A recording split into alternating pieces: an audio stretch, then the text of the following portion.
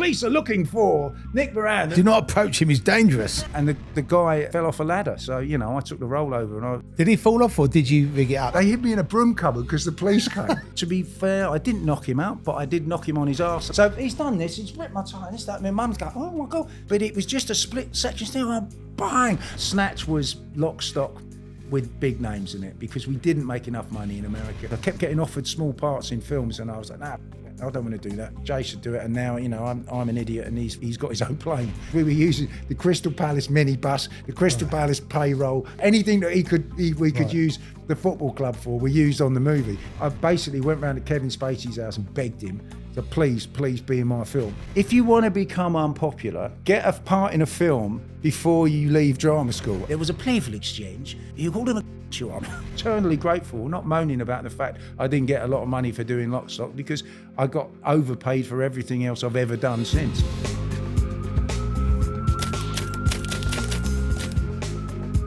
Welcome back to the Criminal Connection podcast, and this episode is proudly brought to you by Betovo. Before we get stuck into this week's episode, we're going to give a big shout out to our sponsors. All right, listen up, you lot. Now, if you're going to do something, do it properly. Now, me and Mrs. Stone, we both love a good Apple Watch. We use them all the time. But let's be honest, the straps they come with, they do the job, but they ain't got that real luxury feel. And that's when we came across Longverdon. And straight away, quality, proper craftsmanship, Italian crocodile embossed calf skin, hand stitched with the same care that you'd see on a Hermes handbag. And inside, lined with French Zermatt leather. Hypoallergenic, sweat resistant, the works. Even the little details are top tier, like their deployable clasp. No pressing about with cheap buckles. Apple Watch owners, they've even got custom adapters in loads of finishes. So whether you've got the new Ultra 2, the Series 10, or anything in between, you're good to go. Free shipping worldwide, plus returns and exchanges to make sure that you get that perfect fit. Use the code TERRY20 at checkout for an exclusive 20% off. Click on that link below and upgrade your wrist game. Trust me, people notice the details.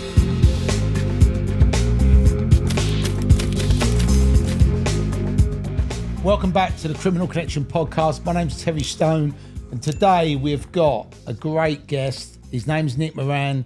You'll know him from Lock, Stock and Two Smoking Barrels, but he's a writer, director, actor. He's been in the business for a long time, and he's going to share some great stories with you. So welcome, Nick Moran, to the Criminal Connection podcast. Thank you very much, Tel. Can I start off by saying I thought this was going to be a radio thing, otherwise I'd have brushed my hair and maybe had a shave. You look beautiful, darling. You've even grown a beard for me. Yes. No, I've grown a beard for a film that would right up your street, a film I was supposed to be doing about Basque gangsters, but what with the strikes and then this, that and the other, it just keeps slipping and slipping. So I've been wearing a beard looking like a twat for the last 4 weeks with, you know, no good reason for it. I thought this was like, you know, the distinguished look of Nick Moran. No, it's actually so I could sort of keep myself in fake tan, put on a terrible accent and pass myself off as a Spanish gangster. Right. But, which I'm sure I would, you know, I'm pretty confident I'll get away with if I ever get to do it. But, Are you going to be speaking Spanish? I speak a little bit because all that time I spent running around with Simon Jordan on the Costa del Sol. There's a lot of sí, there's a lot of hola, and there's a lot of la cuenta. La cuenta, por favor. That's very real. Cerveza. Dos cerveza, por favor. La cuenta, por favor. That's it, yeah. All the important ones. Exactly. That's it, yeah, exactly. There's Porto a good, Banús Spanish. There's a good one that you should use as well. Chupa ma polla. Oh, what's that? It's a good pickup line. Oh, thank you. That's flattered. Watch Harry, right? Tails on the turn. If you see any sexy senoritas, and I don't know if you're single or married or no, very happily married, so I won't be using that line. No, but if you wasn't and you decided you wanted to chat up I a sexy senorita, you might walk up to her and say it. You might get smack in the mouth, but it's quite. But the interesting thing tying in with this is that when I started working with Simon Jordan when we did, and people all know, you know, Simon owned Crystal Palace and was living in Spain for sort of various sort of legitimate tax reasons. So he's flying in for games and coming back out again. And during that little period, that epoch was when we became pals, and then he produced Telstar, the first film I directed, and he also he funded it when I did it as a stage play, which was great. But on that Costa del Crime sort of it was very, as you know, it is really interesting. You do end up speaking to the real deal, and there's some great characters down there. I mean, a lot of them I can't talk about because they're not supposed to be there. But that was that little epoch, that Porta Banús sort of thing was really interesting actually. Yeah. But I think a lot of people that have chimed in and watched and listened to the Criminal Connection podcast. Obviously, we've had some great actors on already, and a couple of people said, you should get Nick Moran on. And obviously, I've known you for a number of years. Oh, didn't I give you your first job? No, on Baby Juice Express? It wasn't my first. I think it was my second. Second, there you go, second job. Yeah, but I did have a complaint that there was no dialogue. I was very upset about that. But we will come on to that, right? Because I told everyone I gave you first job. That's right. I don't mind. Nick, it's me. It's just to big myself up. Nick gave me first job. I love you, Nick. But did you? Because obviously Dave Courtney was involved in that, and we met via him. So we'll talk about him in a bit. But I think a lot of the people that have been on this show, lots of people that are fans of Nick Moran, obviously don't really know Nick Moran. They just see you pop up in a movie, playing a role. And you know what I'd like to know, and I'm sure what the viewers and listeners would like to know, is where did you grow up? Was you born in London or? Yeah, so East London, East End, father's family, and Camden, mother's family, lived in North London. Then we moved. My dad, got a job for the AA. They used to work in. My mum and dad met in the '60s nightclub scene. They were working in the Scots of St James and the Cromwellian, which is like the sort of Soho House and Groucho's of its day. Right. And she was the coat check, and he was the wine waiter. And I was brought up on these amazing stories about the Beatles and the Stones and various other '60s icons. But he had to get a proper job when she got pregnant, so he got a job for the AA. And sort of moved around with them a little bit. But the upshot of that was I did spend about 10 or 12 years living on a council estate, tin house council estate called South Oxley, which is between Watford and Wembley. And anyone that knows those places, I mean, they're much better now because I've been backwards, but being there in like 1980, it was. I think you could describe it as a shithole. No, I don't. Because I lived on a council estate. It was a shithole. But there's a few new. It was a good shithole. New Addington, there's a few of them because they're a bit of a law unto themselves. They're sort of, it's a bit Wild West, and I want to be careful because I went back to the estate some years later and got pulled on it by someone, and I did have to sort of apologise. But I don't know if they were there, in 1980 or whatever, and when it was all about the British movement and it was all about Mick Mousky and and everybody had a skinhead and red laces and it was spiteful, and it wasn't a good. I rebelled against that by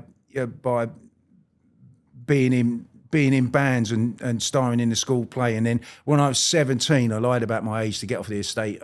When you used to have a birth certificate that wasn't on a computer, I got a bit. The good old days. The good old days when you could get a bit of domestos and just change things. So I did that, made myself a year older, got a grant, and got off the estate and went to drama school. So I was a couple of years too young to go, really. But that's sort of it. So I've got the East London father's family. Every weekend we'd spend in Dalston with my grandparents and all of my rest of my family. I live in Fitzroy Square, don't you know? But it's literally. Why haven't you got a cravat? It's a silk dressing gown today. I left it. I dressed up, and I have to change the accent as soon as I get out of the chauffeur-driven car. But I live 100 yards away from UCH where I was born. So we've got a lot of family in London and a lot of history in the hood. What drama school did you go to? I went to Mount View. Because it was literally the only place that was still auditioning when I was being chucked out, when I got expelled from sixth form college. And what'd you get expelled for? Oh, I don't want to say. You were being a rascal. No, just not turning up and smoking a load of ganja. You know what I mean? Like you do when you're 17 and 16 years old. It's not that bad. And it was just I couldn't be bothered. I was too busy I wanted to do something else. But as I said, one of the teachers there, who was brilliant drama teacher, said, because I was doing an A-level drama course as well as some other nonsense, and said, why don't you apply to drama school? And I didn't know they existed Because I come from a place where I don't know any professional actors. No one in my family's done that. No one on my estate had ever done that. What is this thing, drama school? Because I did think when you was talking earlier, when you was saying about the Beatles and the Stones, I did think you was going to say that you was going to be a singer, you know? And, I did. I was in my band Effigy.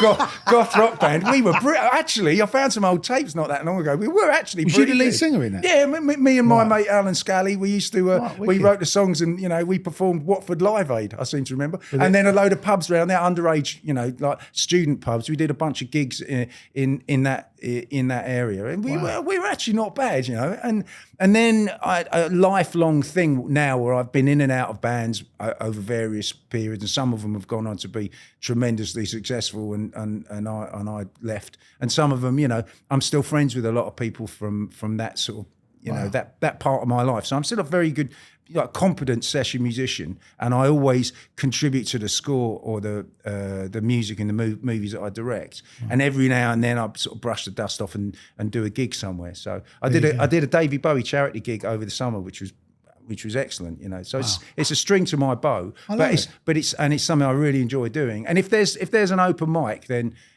whatever instrument it is, I'll get up and make some noise. So it's a fun. I did not know that you was a singer. I did not know you had a band. Yeah, I started out when I did get out of drama school, and the first job I got was, I was only 20, but there was a German movie director who was looking to make a film about a Liverpool band on the Reeperbahn that weren't the Beatles. And I was still at drama school, and someone somewhere mentioned something to somebody, and I ended up with this phone call at the drama school saying, can this guy come and audition at this hotel in Swiss Cottage? And I turned up, and there were all these sort of quite well-known actors at the time, they were quite famous, but not being rude, but they were fucking lying, you know what I mean? So because there was instruments there and they couldn't really play them. Yeah, I play the guitar, I'm great actually. Michael row the boat ashore. So I picked up the guitar and knocked out a couple of tunes, and they were like, right, you're going to be in our movie.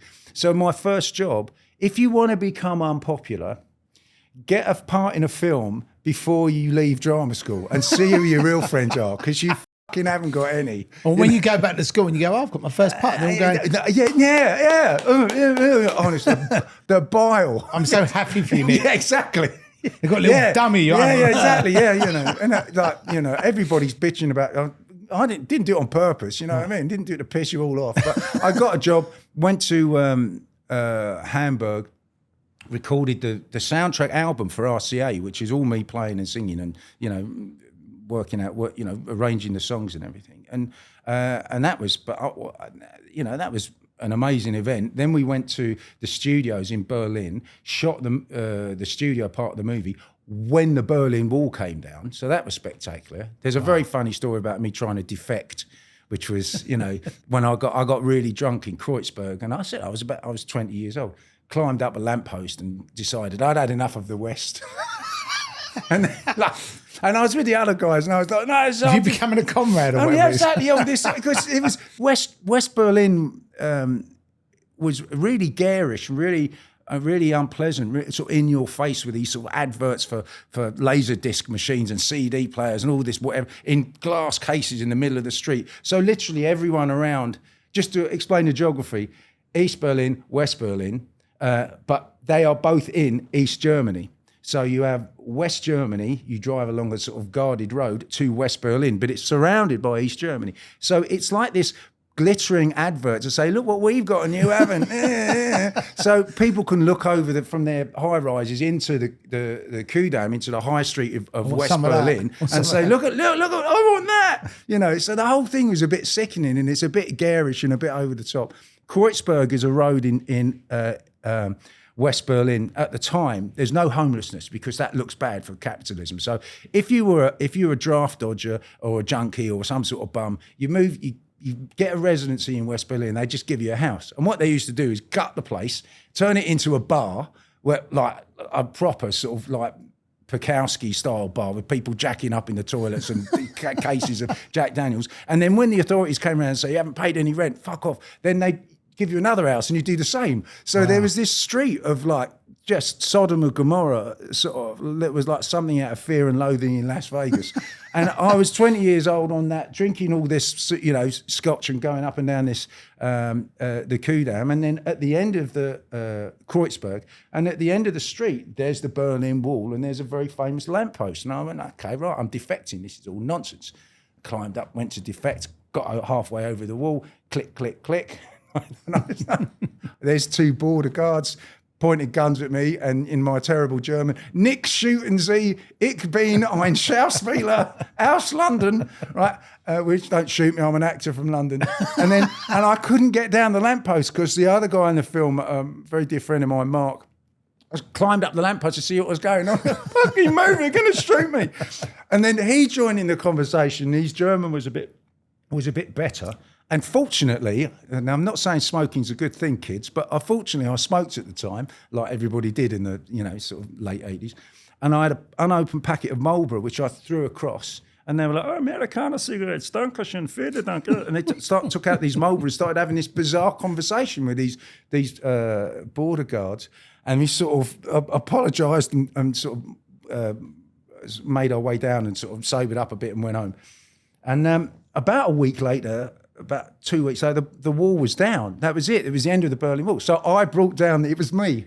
Thank you, the West. There you go. So you better make sure if you see Nick walking around, you just thank him. You. No, but it was at the point. Were you like Trump, but you were the German vet? You were trying to make Germany great again. I was trying to make Germany great. No, David Hasselhoff turned up and did a big gig when the wall came down. David Hasselhoff. Did he have that car, the talking car? No, he didn't have. He had his stonewashed jeans. He'd had a load of number ones out there. But I did have a bit of the Berlin Wall as a memento, which I left when I moved out of my old house. So I left it as a souvenir. And then we went to back to Hamburg and did the stuff on the Reeperbahn, all the location stuff. And I came back to the UK, you know, just before my 21st birthday, going brainwashed, like, wow, I've got to do that for the rest of my life. That's amazing. What have I just done? This incredible adventure that is being in a film, you know. Yeah. And most actors don't get that until they've been out of the traps for like 20 years or 10 years. Yeah. I got it before I'd even left. So I was geared into that. I have to do this forever. I'm not going to get that sort of incredible life experience from any other sort of walk of life, and that was me dipped in it, you know. That was me christened. And what happened after that? What was your next? Well, then fortunately, because I perfected a half decent Scouse accent for the film, I went to see, God rest his soul, Bill Kenwright, for Blood Brothers, and lied through my teeth. Yeah, my name's Nick. I'm from McGull. Yeah, you know, I'm good at singing. And I went in, I did the audition, got the job, and then they slowly found out that I wasn't Scouse, you know. But all actors are fucking liars, right? Exactly. It's fine. It's fine. But Bill was brilliant. He was like, you know, I didn't have an equity card and I wasn't from Liverpool, but he was like, don't worry, son, you'll be okay. I'll look after you. And so Bill Kenwright put his arm around me and kept me in the show, which was fantastic. And I was sort of the understudy. It's an ensemble cast, amazing show, Blood Brothers, brilliant. And the guy fell off a ladder. So, you know, I took the role over and I was 20, 21 years old. And I'd done a big West End stint in a film. Did he fall off or did you rig it up? I think my mother had an effigy that she was sticking pins in and, you know, burning duck hair or whatever it is, you know, like burning sage and sticking things in this poor bastard's effigy. But yeah, he had a very unlucky run, Russell. But so I took the Russell Bolter, who's a great actor, but I became the alternate. And then after that was when it was the unemployment and misery. You know, that was it. So the first thing was, I've done a movie, I've done a West End thing. Right. What haven't I done yet? Oh yeah, signing on and being miserable, and you know. That was when you realised that 95% of all actors weren't employed. So I got it. You know, I got it later. I got it the other way around. I had my dessert first. You know what I mean? And then. Yeah. And then I had the rest of it. So, what did you do in that when you had that lean time as an actor? What did you kind of do to sort of, you know, keep the wheel spinning? It's really difficult. What I did was I started writing, and I'm sure the first things I wrote were dreadful, but you know, I started writing whatever I could, you know, and I try and get obsessive about writing stuff, and then that culminated in as what I used to call myself a drinker with an acting problem. You know, that was the old me. And I'd written with my funniest mate, James Hicks. I'd written Telstar and as a stage play, and slowly got it massaging it and got it off the ground. And I was doing some theatre workshops with some writers. Well, I met some really, really interesting people. Was this before Lock, Stock or after? This is all before Lock, Stock. Wow. Then we did a play reading of Telstar, and I had Jude Law, Kathy Burke, this ridiculous room full of people, Samantha Morton, people that you couldn't afford to get in a movie now. I had them all in. I hope you took some pictures, Nick. No. This is like the good old days when nobody did that, you know what I mean? You know, so they all came around this disused pub, did this play reading, and then we did another rehearsed reading with a little theatre company that I was doing some stuff for, and then Lock, Stock happened, and it became a total. You know, when after that I spent the next couple of years running around the world doing good and bad films. You know, how did the Lock, Stock thing come about then? Well, that's quite an interesting little yarn because. Initially, I was told you're not going to get seen for this. You know, no one's going to see you. Ridley Scott's the exec producer on it. You're not going to get near this. This is not for you. This is my agent saying, I've got this kids' TV show. Cheers. You know, but literally, it was like, no. This kids' TV show is really good. But all my mates are auditioning for this thing. No. That's not for you. That's not for you. This is really this kids' show. So I couldn't get in the door. And then a friend of mine auditioned, and he said, "Oh, you should see my mate Nick." And it was Rocky Marshall, who I'll be eternally grateful for, that said, "Oh, you should see my mate Nick." And I'd got signed by Select, the model agency, because when I was young and pretty, and that was an in vogue look, and I'd found out afterwards it was because the girlfriend. So I didn't even know you was a model. Yeah, well, I did a bit of modelling, but it's because my ex-girlfriend. She said, "Oh, come into my office. Come and meet my booker." Oh yeah, lovely. Smudge, tick, tick. Oh yeah, I'll sign up with you. Great. What I didn't know is she was getting a £500 finder's fee, which she pocketed, and I didn't see her again after that. But so I was on the books, and that, in a way, what Guy was looking for is most actors. Everyone comes in fucking ugly. All these actors are fucking ugly. And Guy's very specific, but I want it to look cool. I want people to look cool. Get me a sort, he said. Yeah, get me a sort. To a certain extent, yeah. And Rocky said, well, my mate's with Select, he'd be right. I went in to see Guy and Matt and just had this amazing audition.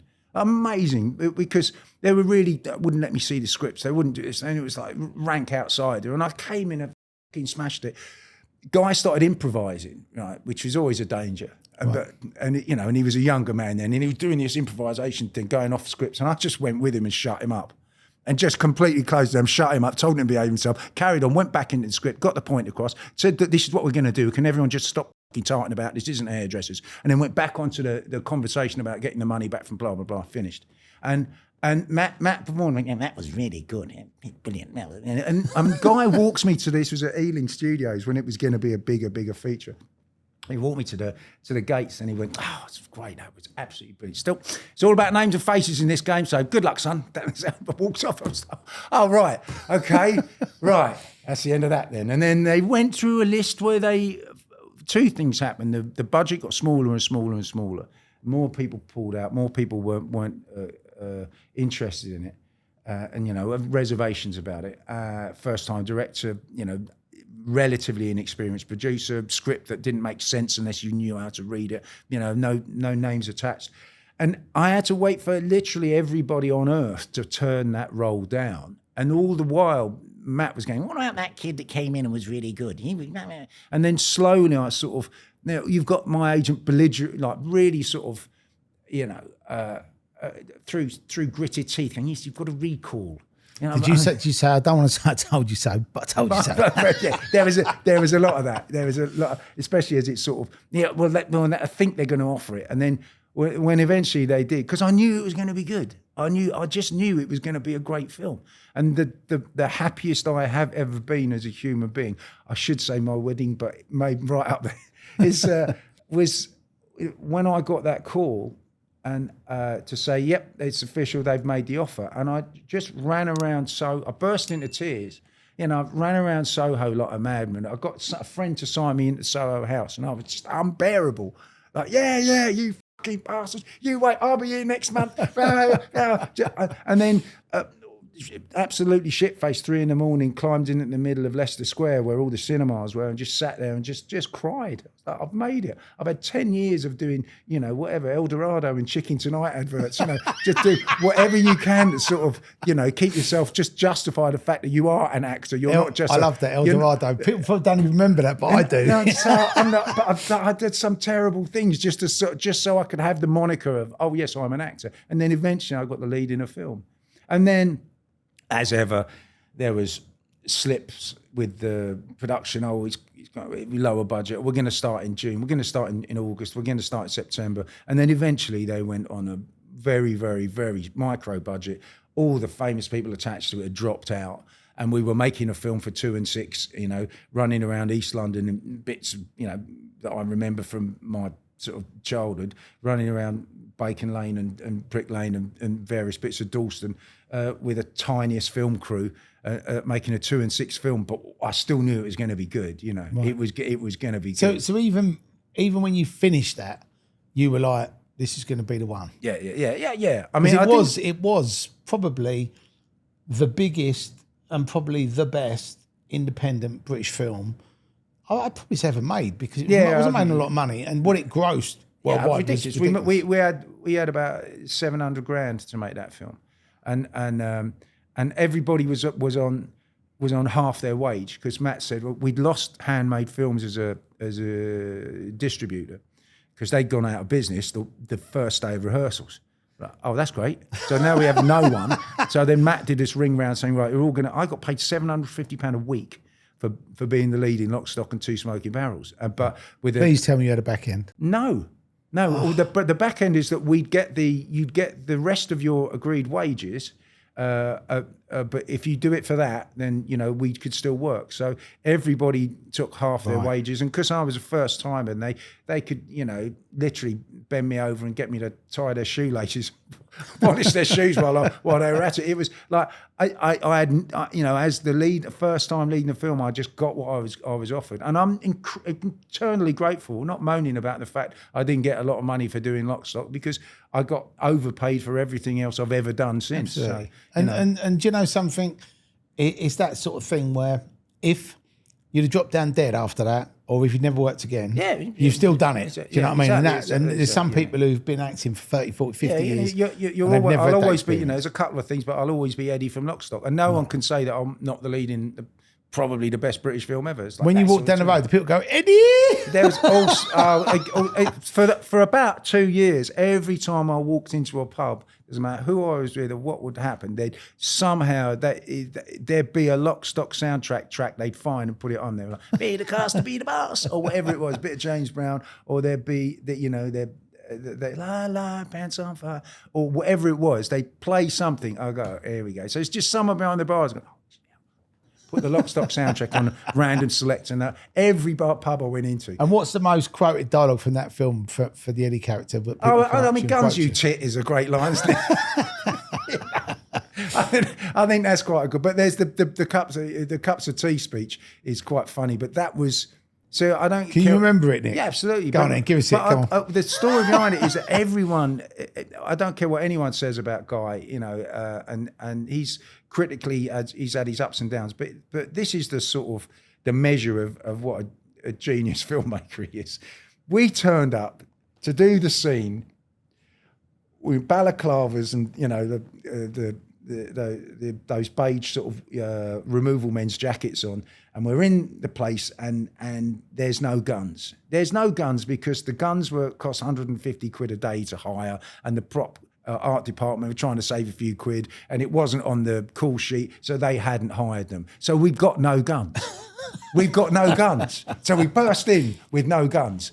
And one of Guy's, strokes of genius is he just sort of scribbled that speech down about making cups of tea. The entire British Empire is built on cups of tea, and if you think I'm going to war without one, you are sorely mistaken, mate. Going to war with what? Hey? Where are the guns? Hey? You forgot those guns, you tit. Oh, yeah, sorry. And then that was like, that's how we got out of the fact that the art department had forgot to book them. Right. They were trying to save 150 quid, but we just ended up scribbling an iconic, But it's like you said, genius. You know, Genius. just brilliant. All of that, you know, and of course rewrote the ending. The ending was something that Guy, when we did a test screening, and the ending that we had didn't work. PH Moriarty with a dildo. I mean, I was saying when they did the swag, because Corgi brought out little cars. I'm like, really? We've got a crappy Granada. Yep, Corgi, you've got a crappy Granada with a little U and Statham in them. Oh, okay. But I was like, have anyone thought about bringing out a massive black rubber that they could sell as a bit of paraphernalia? Yeah, we can all sign them. Shut up. But, you know, they bring it up. I did mention that. I think that's, you know, one of the I'm trying to remember. Did he beat him to death with the black? He beat him to death with a black rubber. Yeah. I mean, that did make me laugh because I remember it was so unexpected. Like you're watching it and he just pulls his thing out and just starts bashing something with it. And then I remember the whole cinema laughing when I saw it. It was very good actually because Statham won't mind me saying this because he was, you know, he'd never acted before. He'd done an advert for French Connection and Stephen Marks had suggested, who owned French Connection, was one of the investors. So you should see my boy for this role in your film. And so Jason came in and read and didn't know what he was doing. So Guy said, well, I can't, you know, you need to read something. So he did his patter that he used to do at Wembley Market. Buy him, you better buy him.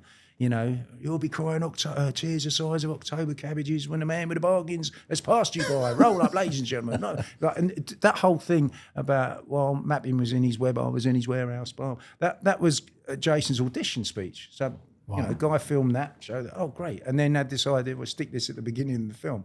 But the rest of the movie, Jason was living with me in this disused pub that I was living in most of the time, and this sort of, you know, he wasn't experienced on a film set, but the way the schedule had worked, that little speech he does about Hatchet Harry beating you to death with a black rubber is almost the last scene that we shot in the movie. Wow! So he was so sort of ensconced in it, you know, embroiled in this whole sort of being comfortable on a film set because he'd been there every day, just sort of hanging about, doing a little one-liner here and there. Yeah. When it came to his bit, he'd seen everyone else, he picked it all up and he just nailed it. He was, I mean, terrific. But it was great the way that he sort of just let him hang around, let him ease in, just, you know, it's by the time he got his little speech. And I was thinking, are you going to be all right with this? No, I've got it, I'll pitch it up, yeah, it's all right, yeah. And then he aced it. So it was really, I was really proud of him because that is a great moment in that film. Yeah. And it's that time and you see that character, looks cool, doesn't say much, but when he does, it's brilliant. Yeah. You know, so straight away, you've got, you know, his character day. But it's funny, isn't it? Because I remember watching that film and I was thinking at the time, wow, you've got Sting, you've got Vinnie Jones, you've got yourself, you've got Vass Blackwood, you had all these, you know, Dexter Fletcher, you know, Jason Statham, you had all these great actors. And I remember watching it and it was ironic that after that film, they did obviously Snatch, which was also a big success. And they went from doing this little low budget Brit flick to now doing a bigger budget film with Brad Pitt. So you couldn't make that up, you know. Yeah, that was interesting times. That was a little bit of, you know, and I don't mind talking about it. I had a falling out with everybody while this was going on, but I genuinely thought Guy was such an interesting and such a great director, and Matt was such a great producer. I thought they could do something like, when you look at really great filmmakers, after they've done that, they'll do something completely different. Well, look at Scorsese. I mean, you know. But I the problem was that when we went to America. And bearing in mind, so few films get released in the States, so few British films do any business in America. By their standards, we did quite well. We got, you know, I was on Jay Leno. We got a little theatrical release. We were in a few hundred cinemas and a few people saw us and people had heard of the film. But as far as Guy was concerned, it was a failure. You know, it was like, you know, we went to the LA premiere of Lock, Stock, and they had everybody collected in a big red double-decker bus, right? And they took us to a party that was on the studio lot where they made it look like a shitty warehouse and put a boxing ring in it and gave everybody fish and chips wrapped in newspaper. And Guy was like, it's a bunch of tramps eating shit. What the fuck is this? I don't want to get on a bus. You know, we'd had our London premiere was a really cool club in Mayfair and everyone was eating, you know, lobster. So who did you have any celebrities, big celebrities or actors at the London? Yeah, premiere? well, the big one was Dustin Hoffman, and that's what got me in all that trouble, and I got arrested and everything. Why actually happened? Well, what happened was... Because it's good to hear the truth, because obviously... So I got out of the car... Took me mum and dad as my guests, right? And so, didn't take a squeeze. Took my mum and dad. Thought this, they've earned it really. Went to we had a little clink of glasses. I think it was a Dorchester beforehand, and Dustin Hoffman was there, along with a couple of others. Was he dressed up as Tootsie? Or? No, he wasn't in his Tootsie outfit or Rain Man. I was very disappointed. But he was there. Did you get to talk to him? Yeah, I had a fair chat with him. He was very nice, And there was my mum and dad, and there was that was colourful. And then I walked down the red carpet with my mum and dad, and nobody bothered taking a picture. They're going, who's this? And we'd been given suits. Gucci, Tom Ford had given us this gear, and it was all, all fancy pants.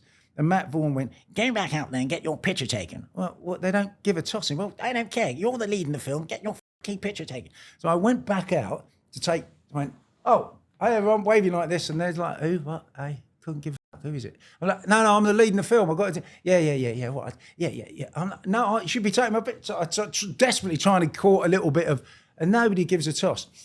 This was before. Now they've actually got pictures of people, but back then they probably didn't have that, right? So no one knows. And then Dustin Hoffman comes back out again.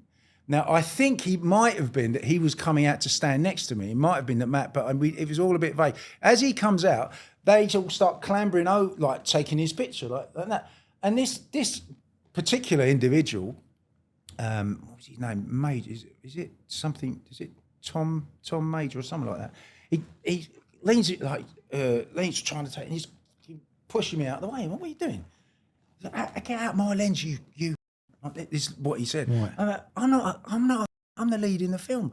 My mum starts walking towards me back. Is he all right? Walking towards me. So she's standing like that far away. And he says, I don't care who you are. Get out of my lens, you scrawny f***ing. Leans over, grabs my tie, to get a picture of Dustin Hoffman. Now, that's a little bit aggressive. Now, right. I want to say a big shout out to our sponsor, Target Lifts. If your lift's on the blink, don't panic. Target Lifts got it sorted. Installation, repairs, maintenance, they do the lot. No fuss, no drama. 24/7, 365 days a year. They have you back up and running quicker than you can say, dodgy lift. They're members of the Lift and Escalator Association and fully ISO accredited. Proper professionals, fully certified and trusted by the best in the business. Target Lifts, always aiming higher. We were talking about the karate earlier, so If you don't know, Nick's a karate man. I am a black belt. I'm a 2-dan, right? Wow. So I don't know what happened. Was you a 2-dan then? No, I was. I think it was a brown belt. At the time. Right, I was okay. training then, so I was still doing it. But I was like, I don't quite know what happened because it's a bit of a blur. But once someone's put their hands on you like that and fucking started throwing you about, no, I talk because I went to the High Court over this. Got silly. So he's done this. He's ripped my tie. And this, that. My mum's going, oh my god, and she's hurt. I'm just looking up at her, seeing her, and in fact, he's called me a in front of me mum and all the rest of it. I don't know, but it was just a split section still. Bang! And I didn't. To be fair, I didn't knock him out, but I did knock him on his arse and I busted his mouth open. Right. He's lying on the floor like that. I remember it. I remember the split second thinking, I'm not sure if that was a good thing. This is my first lead. It's the first time my I've first ever been Leicester a Square red premiere. And then I remember this because it's like there was a moment of silence and he went like this. There's blood going. He went, oh, fucking great. Like, changed your tune now, haven't you? 5 minutes, 3 seconds ago, I was a scrawny, can't get on my leg. Not so full of fucking piss and vinegar now, are you? Anyway, bang, I'm looking at it. Then literally all the cameras went like that. Then they go taking pictures. And I get bundled out. Oh God, Guy went mental. Guy went, you're like a bad fucking drug, you are. What the fuck have you done? And then I don't know, but it's happened. Just to let you know.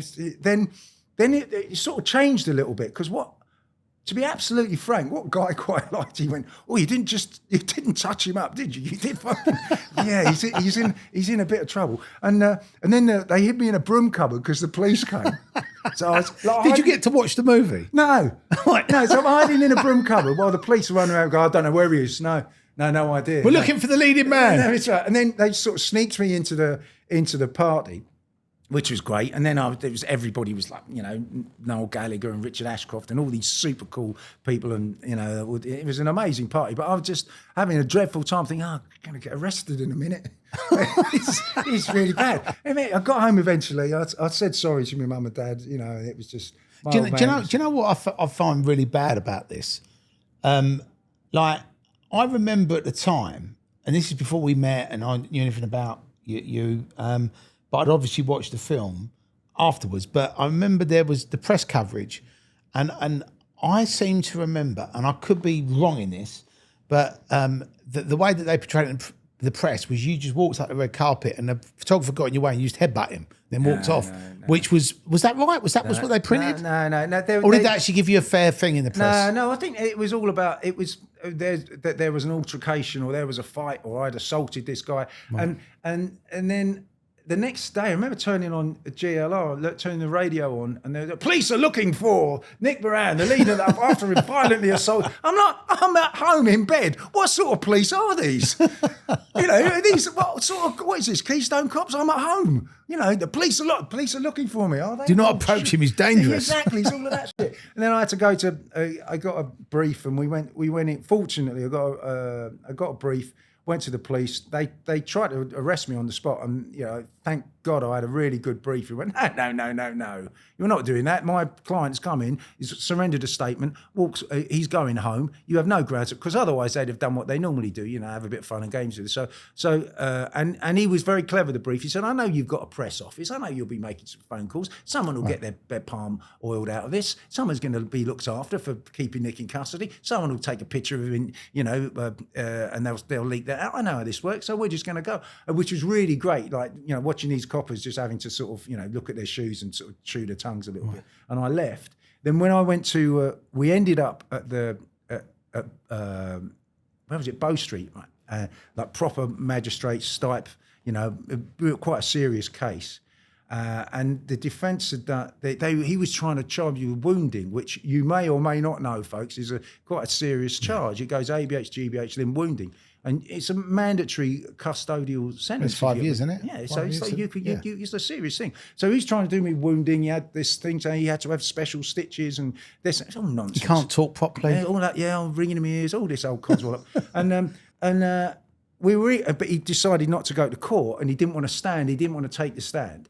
And I had this brief. It was me and Statham that went to the actual court, and it was like a Peter Cook, Dudley Moore sketch. So he had this very austere, sort of proper posh magistrate, in the big wooden chair, and the prosecutor sort of prattling on about the events of that. It was on a hot afternoon, and my client was is a professional photographer, trying to take photographs, and what is there was a playful exchange where my client may have said a rude word, and said, what exactly did he say?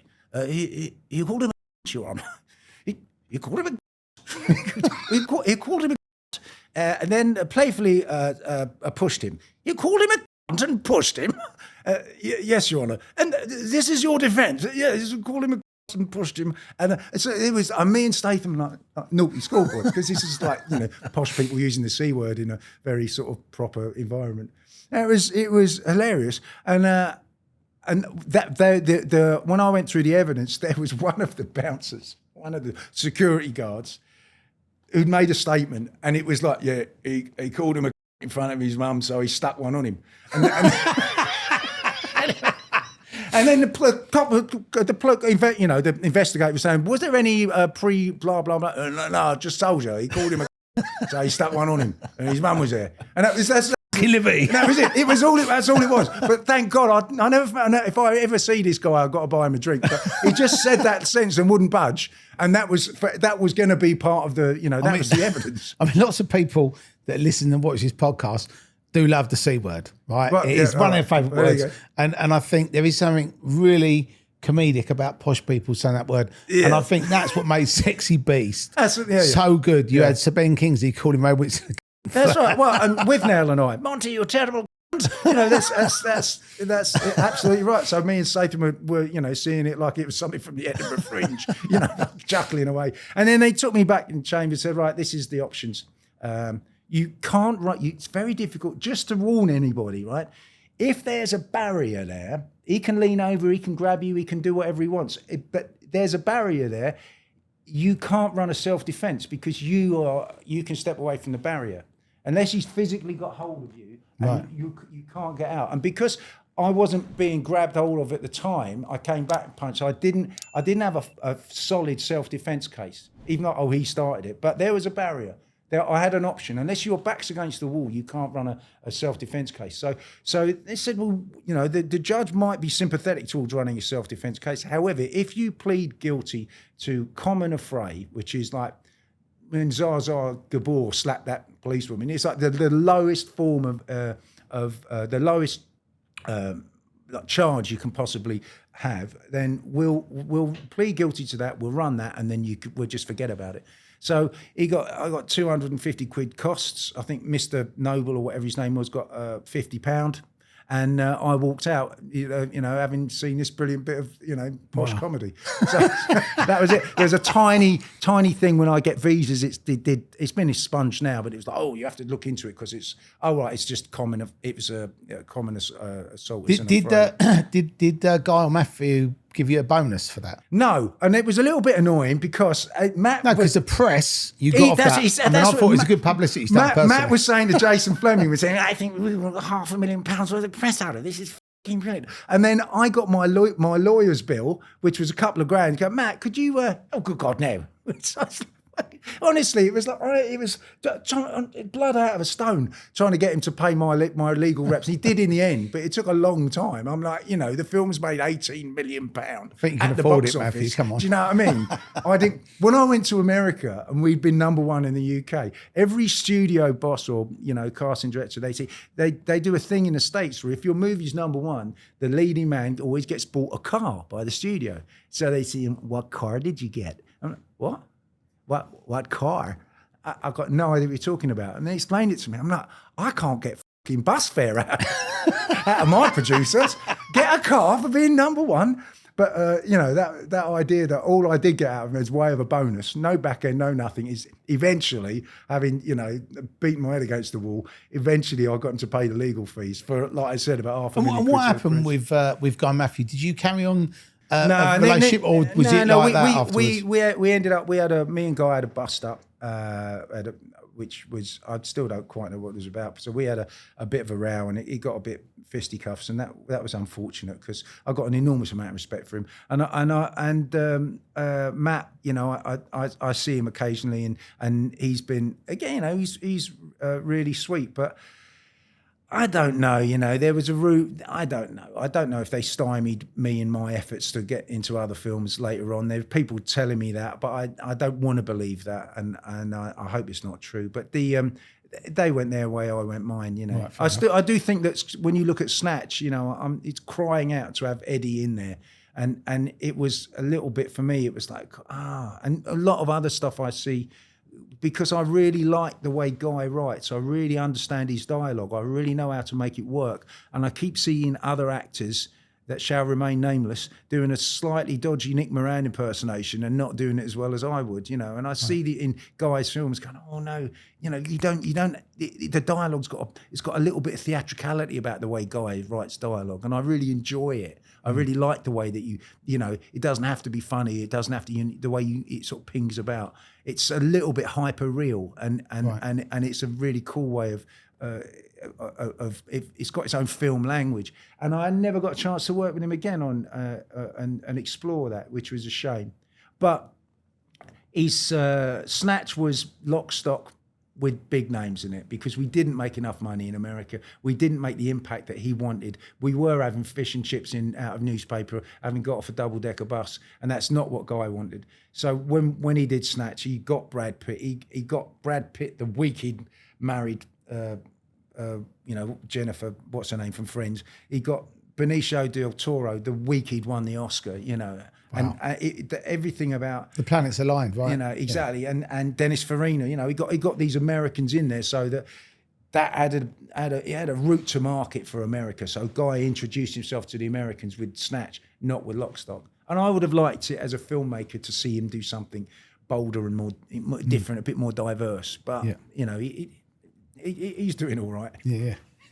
And then what happened after that, Nick? What did you end up? What was your next sort of? Well, funnily enough, then I ran around the world doing some good and some bad films. So whatever came in, I was like, oh yeah, this is great. I'll do that then. So and I did some. I was in a position to greenlight sort of lower budget American films. So I did 3 or 4 of those, and I didn't want to do small roles. I kept getting offered small parts in films, and I was like, nah, I don't want to do that. And ironically, Statham would do them, and now he built up this fantastic sort of relationship with people in Hollywood. It was things like The One or Italian Job or whatever it was. It was they'd come to me, I'd knock it back, and then Jason would do it. And now I'm an idiot, and he's got his own plane. So, right. So but I did my own thing, carried on making my films, but I always wanted to get into writing, directing, producing, and making stuff, manifesting things, And the first thing we did, as soon as I got an opportunity, was Baby Juice Express, which was just an experiment, really. That's where we met. Which is where we met. Which was and I like the idea of nobody had done. They do them all the time now, but nobody had done a spoof gangster film. Like Another Hood was a spoof of kidulthood and adulthood, and I thought, well, we could do this with Baby Juice. So we can do it. No, just a well-intended spoof of those, not just of the gangster films, but of the way that people are obsessed with gangster films. Let's get some silly posh kid and have him obsessed with gangster films, and then put him in that environment. So that was your directorial. I produced it. Mike Hurst directed it, and I produced it. And I learned. Right. I learned even more about as being the co-writer and producer. That's when I really got an idea of how this works, how the post-production works, how everything goes together. And then did another couple of silly films to make some money. Then did some very, very good theatre. Did 12 Angry, did Look Back in Anger at Bristol Old Vic, and did some fantastic bits of theatre. And then did Telstar as a stage play. We got it and we put it together, did a tour with it. But that you'd already written that, right? I'd written it. Right. But a year before I'd started working on Lock, Stock. So it took a 3-year hiatus. Then it went back to that. See, a lot of people watching or listening to this show won't appreciate how long, like, you can write something, develop something. It could be a year, it could be 5 years, it could be 10 years. There's no time. It's like happens when it happens. Do you know what the average is? The industry average between you writing a script and it getting made, the average is 7 years. Wow. It's a 7-year thing. I didn't know and that. That's the overall average. So sometimes, when I adapted Telstar into a film, it was 3 months. And then The Kid was very soon after that. Then there's a 5-year hiatus till I got to make another movie. Wow. Or 7-year hiatus before I got to make another film. On Baby Juice Express though, I met you via Dave Courtney. Yeah, bless him. Yeah. He's no longer with us. Yeah. And he was a character, wasn't he? Well, the great thing about Dave, I wanted to lampoon the gangsters and that sort of criminal fraternity. And the great thing about all the real villains I've met is they've got a really good sense of humour. Yeah. And surprisingly enough, it's the po-faced middle classes that you can't get a laugh out of. But because the question I have for you, Dave obviously said the Vinnie Jones character was based on him in Lock, Stock, and he also said that there was filming. He was helping out. I don't know if he was in it or whether he put people in Lock, Stock. No, I don't. I think Dave got a bit carried away with that because all I remember Dave. He was there. I don't know. Yeah. I didn't see Dave around. I remember seeing because he was running a lot of doors in a lot of clubs at the time, and he was. but I didn't see him on set, and whether he was an inspiration for Vinny or Guy would have seen him going, yeah, that's an interesting character. That's down to Guy. You have to ask Guy that. It is probably that he was a sort of inspiration for that character. I can see that. Yeah, because I met Dave through the club scene. That's how I first met him. Of course, yeah. And then I think he did his movie Hell to Pay, which was obviously made a shoestring budget, and that's where I met Jeremy Bailey. Oh, Bad Boy Bailey. And what you did with Jeremy, where you had to take the piss out of him. The Kid, I did the same thing. Yeah. And that's how I met Jeremy. But then from that, Dave was like, oh, Nick Moran, blah, blah, he's doing his film. Well, you see, the thing with Dave, what happened, strangely enough, there's a guy called Paul, who was the head of Diesel, marketing and publicity for Diesel, and I've met him a couple of times. And he kept giving me free shit, which is superb. Come and have a jacket, all right. So I got a load of free stuff off Diesel when I was always in magazine. I was in every magazine, and you know anyone that remembers, there was, unfortunately, I apologise now, there was a time where you couldn't open a magazine or a paper without seeing me in it doing something. So what that means is you get given a load of free shit because people want you to be wearing that when you're doing whatever it is. And I had a load of modelling campaigns and marketing campaigns, all this shit. So Paul was giving me free stuff for Diesel, which was, I'd always try and rope someone. I'm in a play. Yeah, oh yeah. Everyone, the whole cast of a play would go in and get a load of free Diesel shit. Amazing. You were the most popular person. I do all that, you know. I look after my peoples, you know. You got to do it. So I did a bit of that. And then he phoned out, said, right, I've got good news and bad news. I'm leaving the job. All right, he said, but I've got the budget and I've got to spend it. Right, so he said, so what I've done is I've booked the Great Eastern Hotel and I've booked the banqueting table there, and I'm going to have every night of the week, I'm going to have a massive, massive blow up with a load of people that I like. So I'll put you on my list and you're going to come down on Wednesday. Okay. So I turned up at the Great Eastern Hotel by Liverpool Street.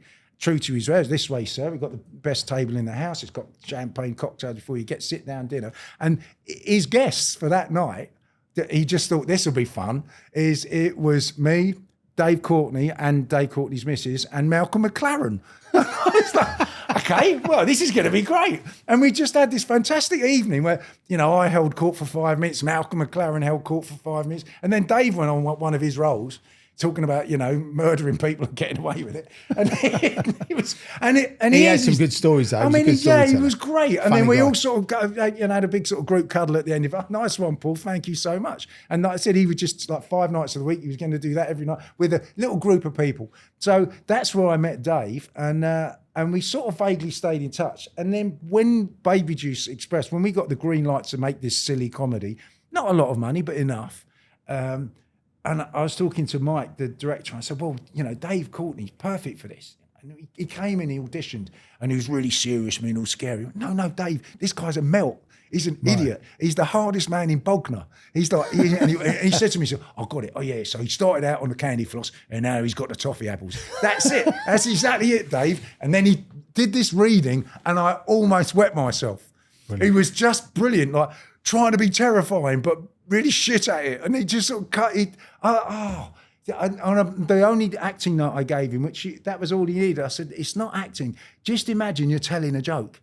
Imagine you're in a pub telling a joke, and then the guy says this. Just have that image in your mind about you're telling a joke, every line of dialogue you do. And he was brilliant in it, absolutely brilliant. But of course, it's Dave Courtney, so everyone had to turn Seymour and you and all of his firm turned up. Yeah, of course you can have a part in the film. Of course, yes, Dave. Yes, he can. So, but you know, whatever. He was really funny. He was a real gentleman. I know he's not everybody's cup of tea, but just take him as you find him. And we had a lot of fun. And he sent himself up something rotten in the film. He was probably the first celebrity gangster. I mean, I know the craze was celebrities, right? Yeah. But I mean, he was doing it more like tongue in cheek. Yeah. Whereas they were doing it because they wanted to be famous. But Dave, you know, every gangster that I've ever met that I'm aware that they're obviously not straight goers. That they don't want to have a picture. They don't want to.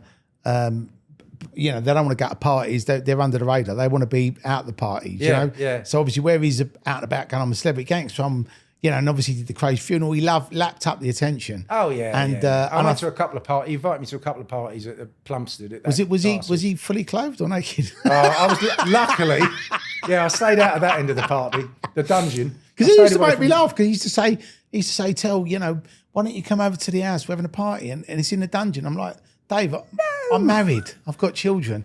I said, I don't want to come to a party in the dungeon. Even if I've got my clothes on, I don't want to come. No, I don't want to limp home. You know what I mean? I don't want to do any of that. No, thanks, Dave. But it was a legitimate party he was having. There was some Roy Shaw was there. There was all these proper Joey Pyle, all those proper gangsters there. Oh, all right, Nick. Yeah, all right, Nick. Yeah, I like that film. Yeah. Brilliant. So you pay your reverence to them, and they're all lovely. So Dave was great, and he was the real deal in as much as he did know all these people. They did all rock up. He told me some hilarious stories about. I mean, his life.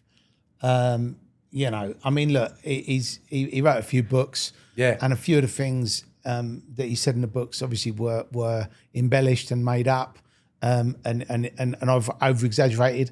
But that's what made the book good. And if you watch any film or read any book, nobody wants a boring documentary that just goes. No. People they get shot more than once. You know what I mean? Yeah. Everything gets it's got to be. It's a prism. It's entertainment. But I remember I had a serious chat with him about it because all Dave wanted to be was a boxer, and he thought he was pretty good, and he really fancied himself. He could have it. I mean, And then he had a fight with this other kid from another stable called Alan Minter, who stuck it all over him, and that was it. Oh, that's a dream shattered. I can't be a famous boxer now because this guy's going to be world champion. This is that's the level, and that was that. So he ended up drifting into doing a bit of enforcing and doing. When I was doing the rave scene, I used to have a magazine called The Scene magazine, and he used to write Dodgy Dave's page, and it was all about going out clubbing, taking drugs, being silly, whatever. And he used to write me this thing, and it was so funny. And everyone used to go, that is one of the funniest things in your magazine. And he one of the funny things he did, it wasn't funny for him, but it was funny for me. He said he got put inside for something. I can't remember what it was. And I said to him, I said, oh, Dave, I'm sort of gutted you're going to go away, blah, blah, blah. I've had to find somebody else. He went, no. He goes, I want to do Dodgy Dave from the inside. so we had these prison diaries once a month. Oh, brilliant! And obviously he made bits up and made silly stories about it. But it was funny, right?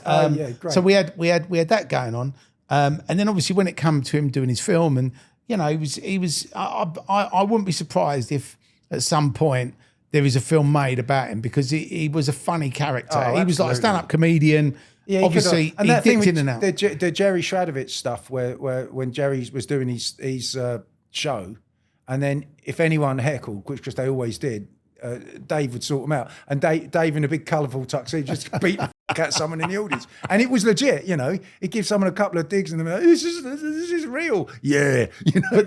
But I remember like when we was doing the clubs, he was on the old Kent Road. I don't know if it was a Thomas a Bet. It was one of their pubs down there. Yeah. And he was actually having bare knuckle fights with people for money. And he stopped because he had a fight and he whacked someone and they bit his finger. Actually, I think bit his finger off and then he had to reattach. He gave me, when we finished, I got a present for you. I went, oh, thanks. That's very kind of you. It's just knuckle duster. That was his thing. That was a present. Exactly. What am I going to do with this? He said, if you get stopped by the police, just say it's Dave Courtney. They'll let you off. Say Dave Courtney gave you, you'll be all right. And if you're in Leicester Square and anyone grabs hold of you and calls you from a don't hit them with that. Exactly, yeah. That was it. No, I stashed it away somewhere. It's like, because now it's been upgraded as a. It's probably worth a bit of money now because you can say that was one of Dave's. Yeah, I should have gotten to sign it. Never mind. But I know it was very sad circumstances, and I know that he had a lot of health issues, and that he decided to sort of, end it when he was still in control of it, And I think that's in a way that's quite brave and quite bold. And I saw him. A couple of premieres, and I used to bump into him occasionally, but we sort of drifted apart. Yeah. But the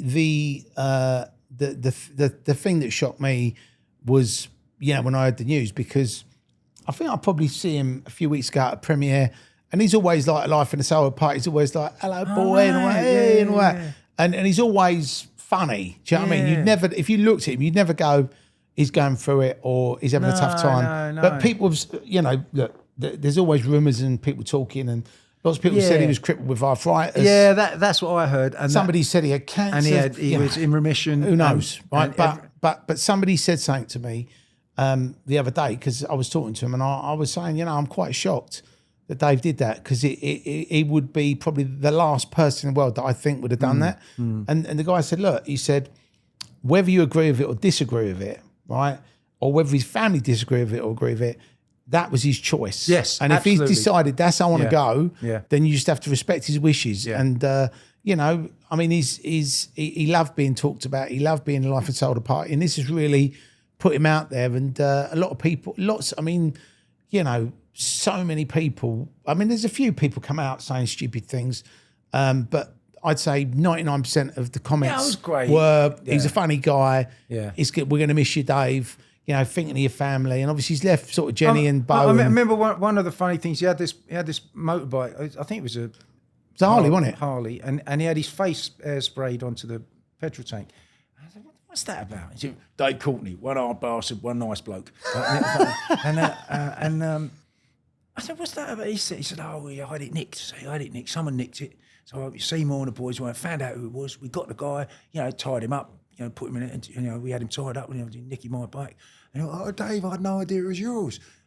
Oh, it's given me an idea, that. So he said, I can park that bike anywhere you want. No one's going to go near it.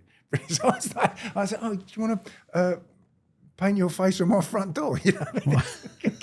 I've got a car you can spray, or anything else you can paint your face on. But yeah, it was just really brilliant. And that lateral thing, but of course, paint his face on it, no one's going to nick it, and it's all part of the myth, part of the legend. He was terrific. Yeah, I liked. So not everyone's cup of tea, but take him as you find him. I thought he was great, and a sad loss. It was a very sad loss. I think one of the funniest memories I have of Dave was we had a rave on, and this was either before Jenny or it was after Jenny. I can't remember which way around it was, but he was with this girl, and he said, "Oh, this is my new bird or whatever." I said, "Hello, how you doing?" Blah blah, and then he said, "Show Terry your tattoo, babe." So she's gone like that and lifted her back up, and on her back there's a picture of him with a cigar. And I was going, that's a fucking odd choice tattoo, right? And she said, I did it for Dave. And I said, Dave, why did you make her do that? And he said, so when I'm having sex with her from behind, I can look at myself. And I was just like, only you could come up with something like that. Yeah. And Just to tip you over the edge. That the girl was actually gone, it's a good idea, That's Dave. a good idea, that, yeah. She's going to have to spend the rest of her life trying to find bald blokes that smoke cigars to go out with. You could be in there to... The only problem... Start smoking a cigar and get a number. Just give her a ring. The only problem is my wife would be very upset about that if I did give her a ring. So I won't be doing that. But, but for me, if you have a tattoo of somebody, wherever it is on your body, you got to think it through, because if you're not with them anymore... It's a bit of a weird one, Yeah. So. I was at an event with Jerry Butler, and this girl came up and she went, "I'm such a fan." I went, oh yeah, and he's doing these things like catnip with him. Just women just throw themselves out. And she did this, and she had his face tattooed on her leg, and that was like, well, that's in for the rest of the evening. That's her evening. That's that. That's going to happen. That. I mean, I don't know if she sort of scrubs it off afterwards, but that was like, okay, right, fine. I've just a complete. It's a very serious thing. I don't have any tats at all. I think there's a lot of money to be made in tattoo removal. Is what I think. No, they make a lot of money. I've got one tattoo. Is it mum? What? Is it? No. I've got a love heart. Okay. Here with I love Nick Moran. I've got the same one. Oh, exactly the same one. If I love Nick Moran as well. It says Nick Moran, yeah. Oh, no, I've got exactly the same one.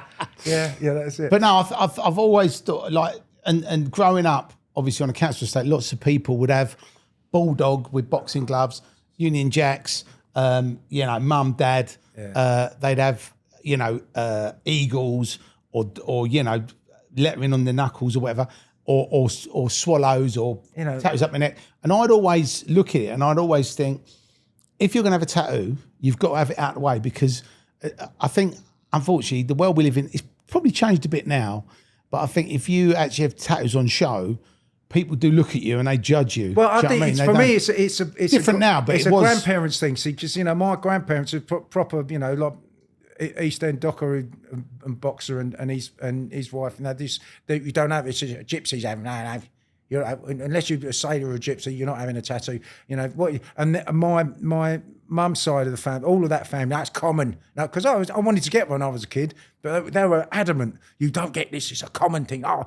And that old, I love this sort of matriarch thing of people from that generation. The winners of the Second World War and the mentality they had, and the sort of parlance and the way they sort of every now and then I'll say a joke that my nan used to say or my granddad used to say, and I really love that sort of generation. But that was the thing, it would be untold if I'd had a tattoo. That would be it. Never heard of the end of it. You never seen it again.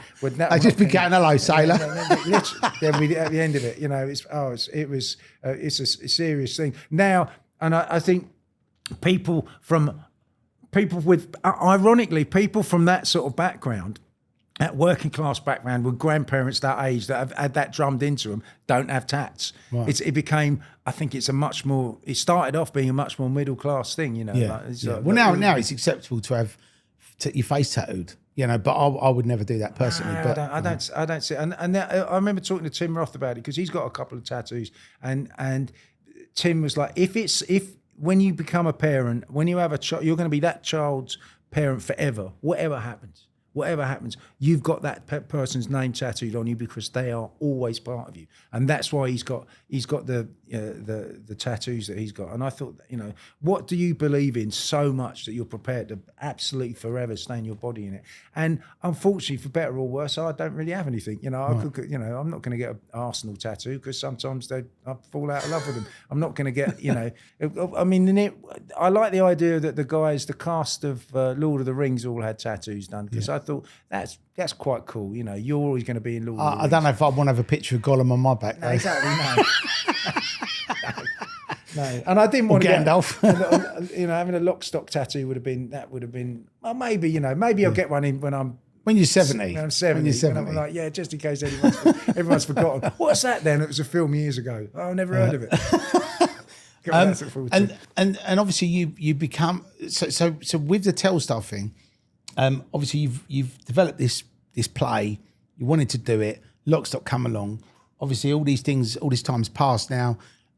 You've directed. Obviously, you've produced Baby Juice Express. What was the first movie you directed? So then that was Telstar, and it was once the play was up and running. But the play come first, right? Yeah. So I wrote the play. I wrote the film script, trying to get the film off the ground. It didn't quite work. Couldn't quite get it off the ground.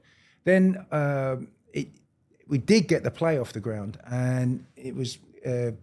Did you do that with Simon Jordan? No, well, yes and no. Right. We toured it. We got money off the Arts Council, Gordon Brown, God bless him. So we ended up doing a proper tour with a decent cast, going around the country, because it was cultural relevance and all this stuff. And, we went around the country, got these amazing reviews, came back to town. The West End, they don't give a fuck about reviews. It's like, you've got to go around with that begging bowl, raise the money, it's a business. And I was getting some money off some small time investors, and God bless all of them. They're wonderful.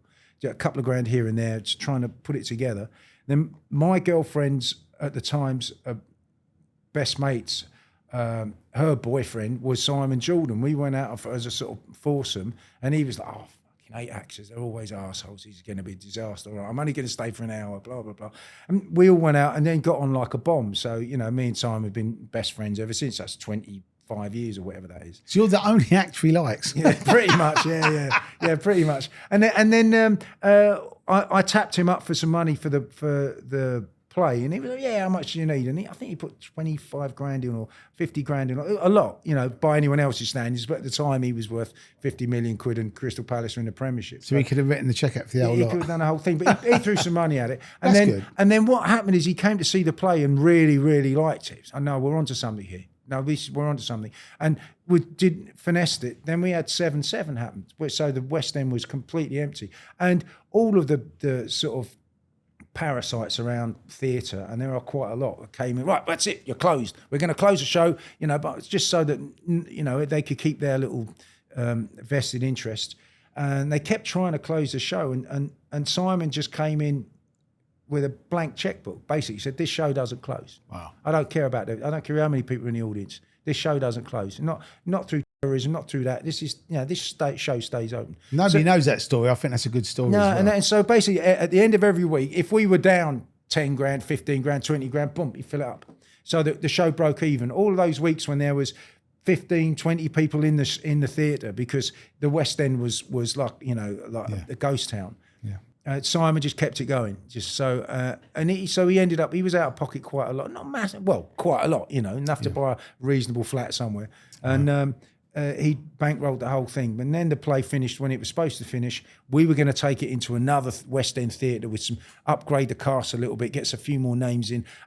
Connor got Olivier nominated. We'd won a load of prizes, so we were going to upgrade it. I went off because I wasn't earning money while this play was going on. I was just overseeing the running. Was you of the directing show. the play? No, I produced it. You was producing it. Because you can't really direct and produce on theatre. It's too much. But it was a great. Paul Jepson directed it. Great director. He did a really good job. Then I ran off to do a terrible film to make some money, and I was in where was I? I was in Morocco doing a mummy movie. And then in LA, and he phoned me up and said, basically, he's some friends of his had a big fight, and he was in a particularly sort of like miserable state of mind, and I was in LA trying to claw back some money and do some terrible stuff, and he just said, "You've written a film script for this, haven't you?" Yeah, I wrote it a couple of years ago. So, well, come home and let's do that. So basically, I flew back, put him in touch with the right producers. He set the company up, and we had to do it. He called me in LA to take the piss because Arsenal got knocked out of the Champions League, and we had This is Simon, right? Yeah, and then we had to be finished by the start of the next season by August. We had to shoot it in the because we were using the Crystal Palace minibus, the Crystal Palace payroll, anything that we could use the football club for. We used on the movie. Everybody got pay slips that had Eagles, like they got a free T-shirt. Yeah. If you got anything, you'd be surprised. The catering, anything we could use the club for, we utilised in the making of the film. We shot it at Twickenham Studios, and there was a big moment where Simon went, "Look, I've spoken to a few people, and apparently I'm going to lose my shirt. There's no names in this, you've got till tomorrow afternoon to get me a bankable name, because I thought I was going to get a list of names that I thought I was going to get to be in the film, and a lot of them, wouldn't do it, turned me down. They weren't interested. There wasn't no track form, So I basically went round to Kevin Spacey's house and begged him. So please be in my film. Phoned up Simon the next day. Said, right, I've got you a double Oscar winner to be. Kevin has never done a British movie. Is that any good for you? So there you go. And then he was, okay. Because, he threw the gauntlet down. Unless I get a bankable name attached to this film, I'm not doing it. Right. I come back with Kevin Spacey, first time he's ever done a British film. I'm like, great, okay, Then he phones me back about a day later. He said, does he want the keys to my fucking house as well? What? Do you know how much money I've got to pay this guy? Well, you did say, they hatched out a deal, but it did. He was doing it. Kevin at the time was worth a lot of money, as a movie actor, and we had to pay him. If you'd have made that now, you'd have probably got a good deal. Exactly. I mean, God bless Kevin. I saw him not that long ago. I'm so pleased. He's had a tough time though. Yeah, I'm so pleased for him that he, But Kevin was brilliant. Simon and Kevin rubbed each other up the wrong way, which was quite funny. They were, they're two sort of, alpha egos. And that was quite funny. But I got Kevin, I got big star, American star, Oscar winner in this little British movie, which is a big deal. And then you get some other decent talent. Oh, is Kevin really in it? Yeah, Kevin's really in it. Then you get, and the cast of that film now, Tom Burke and Evans and all these people that are now household names. James Corbin, Matt Baton. They've got a really amazing cast. And it's really stood the test of time. It's a terrific film, but that was all down to Simon going, "Yep, make the movie. You're directing it. Tell me what you need to happen." And he just dug a hole, filled it full of money, and we made a movie. Simple as that, you know. And it's a terrific film that's really, really stood the test of time. And then suddenly, I think everybody needs a friend like Simon. yeah, exactly. Yeah. I mean, then I'd like to say that I've, you know, reciprocated, because when it got really, really tough for Simon, you know, and nobody. I know really, he had a tough time. Nobody really knows how tough it was. You know, I'd like to think that I was one of the reasons he didn't jump off a building, because you know it really came on top for Simon after that. But yeah, it was brilliant. So then suddenly I've got another string to my bow. As you know, I've directed a film and it's good, and you can't argue with that. And put it together, and now I became a proper director, you know. So then all the other films came out the side of it. And one of my out of the films you've written, produced, directed, my favourite's The Kid. Yeah, I'm glad you said that, because it's a bit maligned, that movie. And I remember getting invited to the premiere, and I remember walking up the red carpet, and I was like, "Okay, it's Kylie Minogue." Yeah, what's she doing here? Yeah, she was there. And then watched the film, and it got me, because there was bits in the film that hit me. Because if you're on a council estate, you get bullied, you go into boxing, your mum and dad have argued. You know, there was a lot of that must have resonated with so many people. Yeah, and that's why the book was so good. I mean, how many copies did the book sell? Yeah, it's a sell? million seller. Kevin Lewis wrote the book. He wrote the book as a therapy. Really, he wrote this therapeutic book, and then he wrote it because he couldn't communicate to his wife what had happened to him. Right. And why he really couldn't tell her about it. So he just sat down and wrote this whole thing and gave it to her.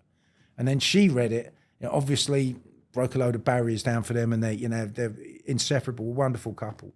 And then she got it published. She sent it to a load of people, and then it got published. It sold 1 million copies. It was this wonderful, it's sort of triumph over adversity sort of biography about growing up in and out of care homes with these violently abusive parents, and how you deal with that.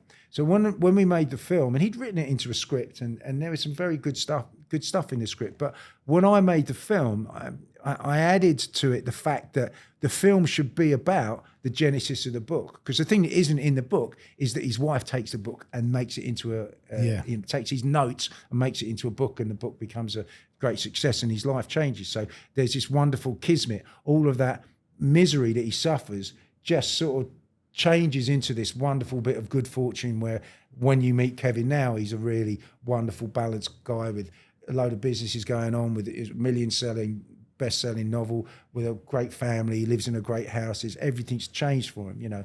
So it becomes this fairy tale, really. And when we made the film, we talked about this earlier, and I wouldn't mind saying this out loud, but the problem I had with the film is that a lot of slightly underinformed, self-important, middle-class people reviewed the film as, well, of course, that's not believable at all. Or, well, it's all.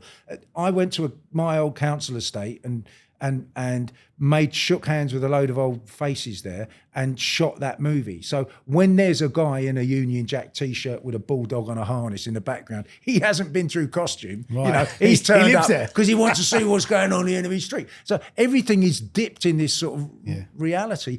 But somehow, to the people that don't know about it, like, oh, that is a bit cod.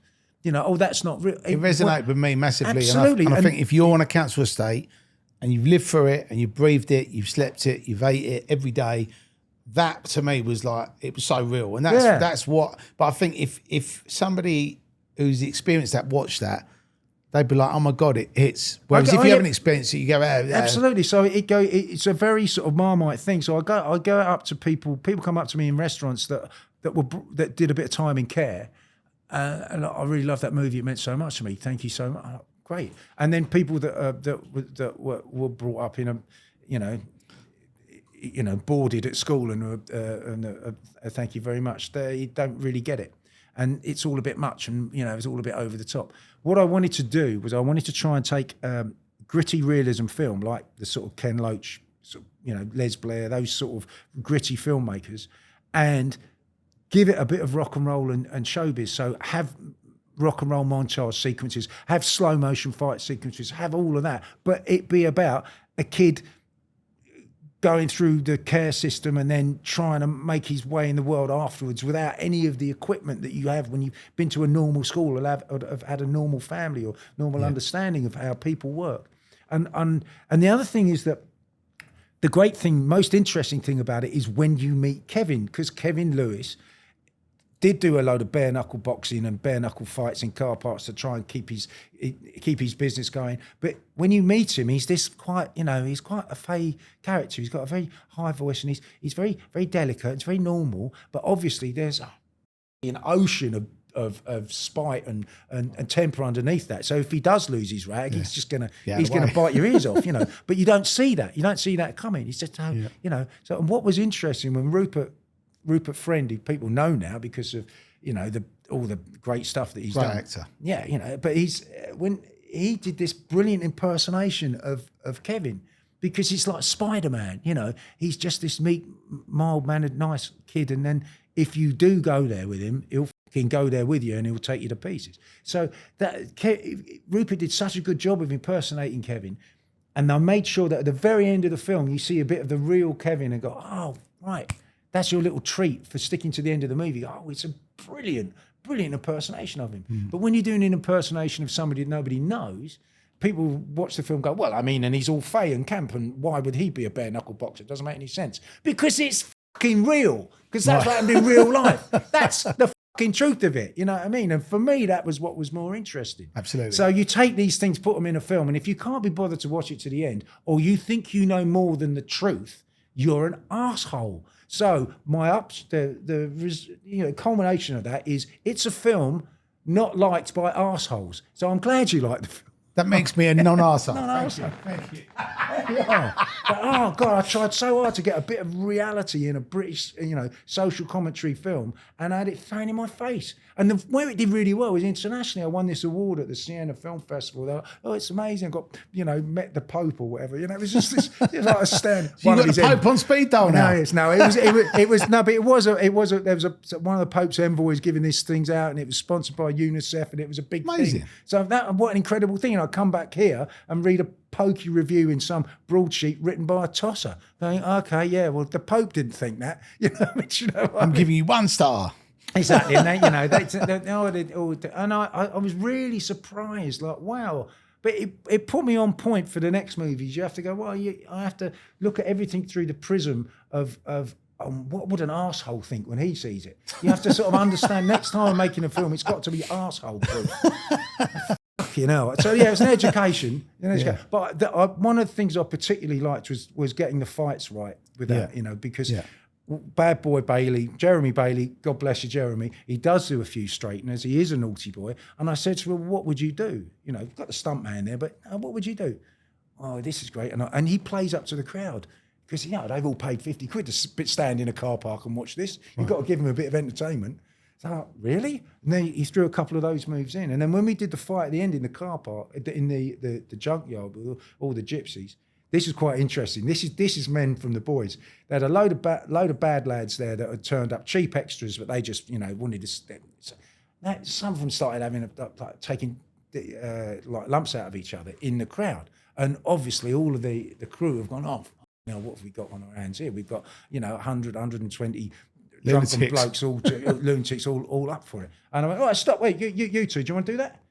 What, do you want to get? Because he's giving him a dig, he's giving him a. Oh, you do. Come here. Right, go on. Take your tops off, hey? Take your tops off, you can do it on camera.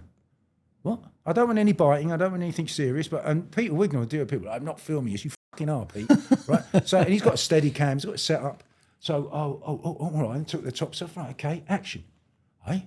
All right, boom, gave you nothing too spiteful, gave it a cut, brilliant, right. You're in, Eldoran's, you're in the movie. Oh, all right, yeah, cool.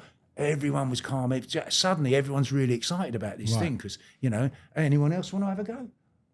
No, not really because I'm, great, brilliant. And then they all behaved themselves. And I did use all of the footage of that. In the montage at the end, there's a couple of people that started getting a bit fruity in the crowd. I dragged them out, got them to do it in front of the camera. Totally changed the dynamic then, and suddenly the crowd are under control. I've got a couple of other people. Do you want to have a go? Because I thought it would be great to do a montage where, obviously, top of billing is Stevie Collins, God bless him. It's great, Steve. It's great. Oh, now I've got to tell you the Stevie Collins story. This is brilliant. This is worth its weight in gold. So, I want to say a huge thanks to our sponsors, Fragrance du Bois. Now, for those of you that don't know about Fragrance du Bois, where have you been? It is one of the leading luxury fragrances only available in Harrods, Selfridges and Neiman Marcus in New York. They've got so many different fragrances for men, for women. All of the fragrances are unisex, so make sure you get involved and sample the delights of Fragrance du Bois. For all the Criminal Connection podcast crew, we've got a special discount for you. 10% off. All you need to do when you click on the link below and choose your luxury fragrance is to put in CCPOD10 for the 10% discount. Rupert Friend's attached to the film. He's got a couple of movies coming out. I'm like, yeah, okay. Bit worried about how he's going to handle the fights. So I phoned Steve Collins up and said, I've got this kid, he's doing this movie. I need someone to train him up to do the boxing for this film. And he lives out in Hertfordshire somewhere. And he says, I'll meet you at King's Cross. There's a little bar I go to, he's by the station, and do my business there. Okay, right, bring Rupert along. And Rupert's like 6'4", beanpole thin, tucker boots and a wraparound scarf. It's like, comes in like, looking like Simon Le Bon. And right, Stevie's there, looks at him and goes, Jesus Christ, he's a fucking handbag. Yeah, this is Rupert. Rupert, it's the fucking handbag's name. It's a fucking handbag with a handbag's name. Yeah, Did he rename him? What was funny? What was funny? He starts going. So you like the fights, the fair fights, you like the. Well, I've trained a bit, I've done some. All right. Gets his phone. That phones up a fella, and he says, "Oh, I got this kid. He loves the boxing. He's a bit of a fucking handbag, but he wants to be on the card. But yeah, okay, all right, yeah, okay, yeah. So, and he convinced. He said, "You've got a fight. You've got a fight in June. I'll put you on the card.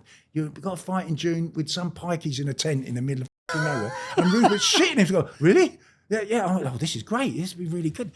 Yeah, do that. So this is going to train you. You're going to come around to see my gym. And Rupert was going off to New York to do a movie. So I've got a trainer in New York who's going to look after. I own a slice of this gym. He's going to take care of you. This is a guy, Berth, who's going to look after you over here. So Rupert starts training like his fucking life depends on it, which he sort of does. Right. His agent phones me up, Kate Buddy. What the fuck have you done? My client is not going to get beaten up in a fucking tent by some fucking pikeys. What the fuck have you done? And I phoned up Stevie. So listen, about this fight. It's a fucking fight. They didn't even answer the phone. They didn't even press call. He just mimed it, just pretended. Just shat the life out of Rupert. Just did it as a thing. That's how you get him. So it was just Stevie Collins doing his brilliant bit of Stevie Collins psychology. He's brilliant, Steve. A bit of psychology. And Rupert was training like a bastard. And by the end of it, he could hold his own. He was really good, Rupert. He was like a decent boxer. We did one scene with the. I wanted to do a sequence where, when he's montage of him learning to box, and he knocks the guy's mouth guard out. Now, as you know, that's really difficult to do. Stuntmen wouldn't do it because you've got to open your jaw. As soon as you open your jaw, it's likely to get the thing out. So okay, right. So I put the head guard on, got him right. We turn him. So it's me getting punched in the jaw. Right. Till the mouth guard comes in, looking at, that's a bit shit. It's really difficult to do, and he did really crack me. Anyone that's done it knows you can't quite close your jaw for a week or so. Right. It's just stretched that thing, so you're sort of eating things with your front teeth. But I did. He gave me a prop. Turn it to Bugs Bunny for a couple of weeks. Is that? You can't do it. And then when we were filming that sequence. Filming this sequence, I had to go and see Rupert. We're having a lunch break, like night shoot, 3 a.m. And Rupert said, you're going to have to stop filming for a while. I mean, what happened is, you see, obviously Steve didn't mean it, but he just caught me on the shoulder, and I can't move my arm. So Steve was. I thought rather than make a thing. He was such a good fighter. Yeah. So rather than make a thing out of it, I went, okay. Rather than embarrass Steve, I got the ambulance to come over and with the full sirens on and everything. Rupert's hurt his arm, everyone. Oh, you fucking bastard. So I thought rather than make a serious thing out, I made a big thing. And Steve was so apologetic. He said, you see this? It did for you, Banks. It did for Ben, but it didn't do for Friend. And that was that thing. So, but I bet Rupert loved that as well. Yeah, and he was great. So I made it sort of, and Rupert. The whole point is that Ru just drops his arms and lets him beat him to death, or almost beat him to death. That's the whole point of the film. It's a sort of assisted And so I didn't need Rupert to put his arm up. And Steve was, all he'd done is he just missed him. Making sure he didn't hit him in the chin, but he just missed him and caught him there. But he's Steve Collins, former middleweight champion of the world, and he'd gone completely numb, you know. Wow. He was all right after an hour or so. But, Yeah. I don't know. But Steve, brilliant. What a great guy. What He's a great great. cat. Obviously, you had him in...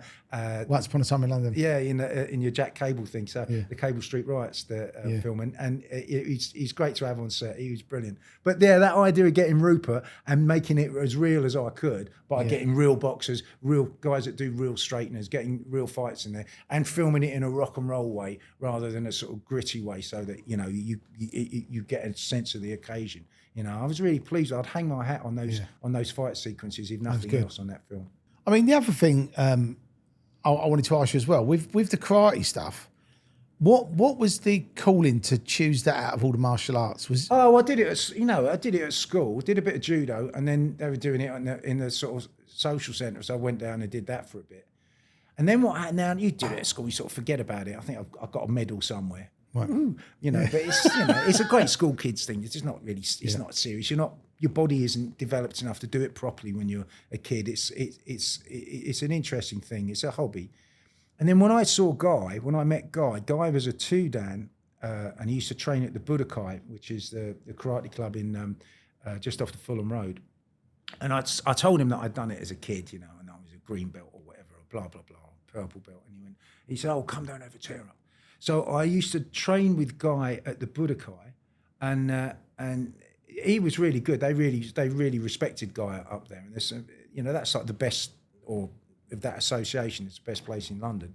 And I used to, even when the film came and went, and when it was back up and back down again, and then even when we were in post production, I used to go and train with Guy, and then I sort of got the bug again. And the good thing about karate was that if I was in America, I'd go to an American club. If I was in Canada, I'd go to a Canada club. If I was in France, I'd find a French club, because it's all in Japanese. So you could carry on doing it wherever you were. And you know, I really enjoyed it. And then I took a break from it for quite a long time, and then I had this midlife crisis. I thought, I'm going to try and get my black belt before I was 50. So I was 40-something.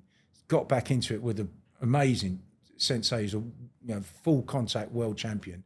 Oh. And then started training with these with these serious guys, and then I've been doing that for the last 7 years or whatever it was. Wow. But you're a second dan now? Yeah, and I went to Tokyo. I just came back. I went to Tokyo first time 4 years ago. I took part in the World Championships, and that was an eye-opener. Wow. You know, and then I went back this time, and I was considerably better. But it's an interesting thing, and it's what I like about this particular federation and that particular martial art is that it's not hold my wrist, go on. Like nobody holds your wrist like that. You know, grab me here. No one will do that. You know, it's very realistic. It's Budo, so it's realistic.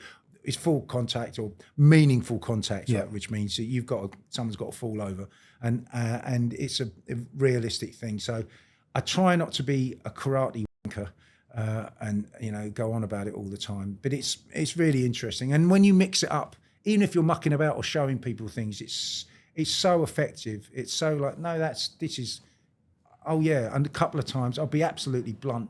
A couple of times I've had to do it, and it's like, oh, that works. Okay. Right. The temptation is to be sort of, reserve yourself a bit. But even as a muck about, I had it's a couple of times it's really, really saved me or really helped me out. I won't go into details, but there was one Millwall fan. Sorry guys, but some of you are a bit much. Opposite in the restaurant, and he was taking drinks off people and showing a great big fella and what have you. And then I got him outside and told him to go home, and he wouldn't. And then we go at it right now. And as soon as you move in like that, really, thank you, it's Christmas. Like bang, bang, it's on the floor. So, and you're like, oh yeah, that works. My wife was out screaming at me. What have you done? You've got out of the house, walked across the road, punched somebody, boom. That's assault. That's simply assault. You weren't. oh yeah, I suppose, I'm not Batman. This is actually, you'll get in trouble for this. So you've got to be really careful with it. Yeah. And also you must be careful it doesn't imbue you with too much self-confidence, because there's only so much you can do. Yeah. And you should still be careful and avoid things and walk away from stuff, because you don't know what else someone can do or what they've got, or if they catch you unawares, or just don't think, you're not Batman. You just, But I enjoy it because I dropped a stone and got really, really healthy, got really fit. Amazing. And that was great. And I like that. And boxing is a bit much huff. When you're our age, it's a bit of an effort. What's your goal then, Nick, with the karate? Are you going to just keep doing it? Have you got like a level you want to hit? Do you know what? It's funny you should say that, because I think I realised this when I came back from Tokyo. I'm sort of at the level I wanted to hit now, I did think about maybe teaching, because the next thing I can do is my instructor's qualifications, and because I've been in films with Jason Statham and Scott Atkins, then kids will pay attention. They go, oh yeah. So I think I could communicate with that. So I might do a bit of that, but otherwise I'm going to calm it down a little bit, because I've done that thing. Right, I was in the cult of just doing karate. That's all you do. It's get up and do that. Get up and do that. Go to the gym, the rowing machine. I'll do some katas. I'll the weights. I'll do some drills. You just do that, and then. You're oblivious to the fact that in that gym, you are the weirdo in the corner doing invisible fights with people that aren't there. You are the bloke on the punch bag doing strange punches that no one's actually gonna do not punch. You're doing all these bizarre blows to this punch bag. It's like you're the weirdo. Do you do any of the moves in the Karate Kid? Like the painting the fences, there's really funny, or catching the flies or whatever. So Yuka's this absolutely brilliant Japanese girl. She's like 3-4 down. She's amazing. She's in our club because it's a very high standard. And there's one of the katas that where you raise your leg, but there's a reason for it. Is it the cat? A kata is like. Now, what's the thing when they do that? Right. So there's a kata. There's a move in a kata, but it's actually it's more of a Muay Thai move. Right. But and the sensei, Sensei Sid Tadrist, look him up if you want to see people get knocked out. Just go, just look at that. Just do that on YouTube. But he said, "This would not be ridiculous if you saying how ridiculous this was." And then Yuka said, yeah, but if it wasn't for that move, Sensei, none of us would be here. The crane stance. The crane, yeah. That's the it. crane, I remember that. You know that. No, this guy. Daniel-san. No, Daniel-san. Wax on, wax off. All that. It's a lot. What the way we taught him with it is a lot more realistic practice. That's not going to do anything. So you don't sit in your garden with some chopsticks trying to get flies. Don't do that. No, you don't do that. You do. Yeah, every week I come back with a different. I mean, I got 3 broken ribs and a hematoma. I was in a terrible state quite early on because anyway, it's not actually effective karate. Oh, f*** off. Right. What's that then? Because I can't move. I'm struggling breathing. So you've got to be really careful with it. And every week someone gets a dig and, you go home with some bumps and bruises. It is a really effective way. But like I said, anyone does anything. Anyone's, any way of looking after yourself is, I'm not going to, do, it's better than this, that or the other. If anyone's proficient at anything, then, that helps them look after themselves. And it's just, the good thing about it is, or the bad thing about it, depending, is you shouldn't use it to bully people. You shouldn't use it to sort of, don't, it's to look after yourself and those around you, not to go and fucking attack coppers with, That's the idea. So don't do that. So looking obviously to the future, Nick, what are you planning now? Because you must be writing something. It's a really difficult time at the moment because of all the strikes, which in a way I'm in favour of. In another way, I wish they could just keep it to Americans. But but it's a funny old thing. So I had a film that I'm trying to get off the ground. A very, very, very good script that I got some really good people attached to, and hopefully it's in the genre. It's art forgery comedy, and I met some absolutely brilliant professional art forgers that there's this little Brighton gang of, and I mean there's some incredible stories they told me about forgery. It is a victimless crime, so it's a bit more fun and games, but the stuff that they were getting up to and the stuff they pulled off. I mean, there's things in people's museums that they've no idea it isn't what they think it is, and they're everything, the whole forgery world, the things, simple stories that these guys were telling me, like when the pound coins first came out, they made an ice tray pound coins in, go in every cigarette machine that they could in Brighton, put a load of pounds in, took all the fags out and off, and they like landlord comes down, there's no cigarettes, there's a puddle of water at the bottom of it. It's like just genius, you know. All of these little things that they did, and I put them in a script, and I'm trying to get that off the ground, and that would have been, if it wasn't for the industrial action, I'd like to think I'd be up and running with that, but I'll have that going soon. But what's that called, Nick? Well, that's called Picasso before breakfast. Because that was one of the catchphrases of the guys. Oh yeah, do a Lowry in the afternoon, Picasso before breakfast. But he's got this studio where he does these snide paintings. And oh my God, you know, it's amazing. Very interesting story though. Yeah. Very interesting guy, and it's I thought this has got to be told as a it's like an Ealing comedy, you know, a modern day Ealing comedy. So I will have that off the ground. Amazing. And then as an actor, I've got a couple of films coming out because I managed to bag a few movies before the strike started. So Chief of Station I did with Aaron Eckhart. It's a proper Hollywood movie, and that's the stunt team that did John Wick. So but I didn't get to do anything. I'm like, I'm a 2 down in karate. Yeah, sit down. But I could do a bit. No, I'm the head of the KGB. I just sit there with a moustache, smoking a cigar and pointing at people. So I didn't get to do any action. But it was like A Day at the Circus. That was a great film. Yeah. And then then the rest of it's a sort of, it's all, you know what it's like. It's up in the air. There's a couple of things on the go, but I hopefully next year I will have shot Picasso, and these films that I've got in the bank will have come out. You know, and then brilliant. You never know. You know, it takes one of them to kick on and kick off. But I don't know. I've made films all around the world. I've travelled a lot. I've met some great people. I've had more fun on terrible movies than I have on good ones. So, you know, you just sort of take it as a little bit of cheerful life experience, and it's not bad for a kid off a council estate, you know what I mean? And that's sort of it, really. You know? So take the positives out of it. Well, thanks for coming on, Nick. I've really enjoyed having a chat. Yeah, it's been great. Yeah, brilliant. We've had a laugh. There's been so many stories that I don't think anybody knew, which is going to be great. So thanks for coming on.